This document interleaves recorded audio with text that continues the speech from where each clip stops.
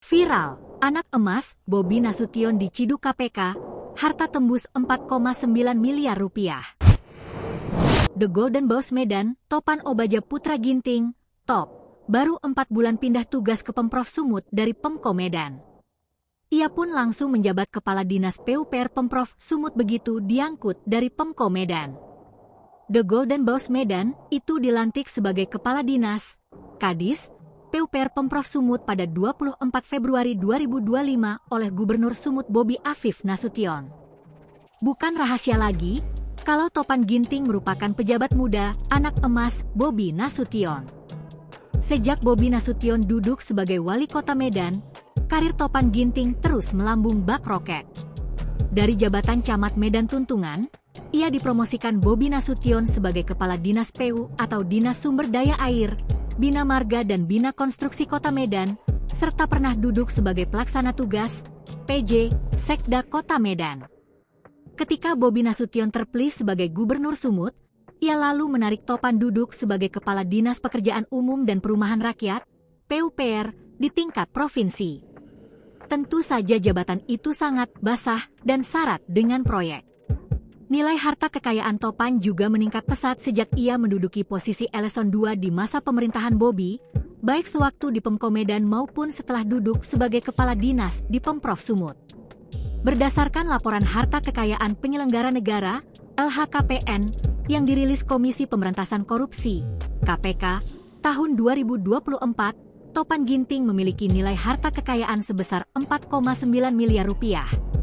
Total harta kekayaan 4.991.948.201 rupiah. Demikian tertulis di LHKPN KPK milik Topan yang dilihat Tribun Medan, Sabtu, 28 Juni 2025. Harta kekayaan tersebut terdiri dari 4 tanah dan bangunan senilai 2 miliar rupiah. 4 tanah dan bangunan tersebut berada di Kota Medan. Topan juga melaporkan memiliki 2 unit, yakni mobil Innova senilai 380 juta rupiah dan mobil Toyota Land Cruiser hardtop senilai 200 juta rupiah. Serta harta bergerak lainnya sebesar 86,5 juta rupiah. Selain itu, Topan melaporkan memiliki kas dan setara kas sebesar 2,2 miliar rupiah.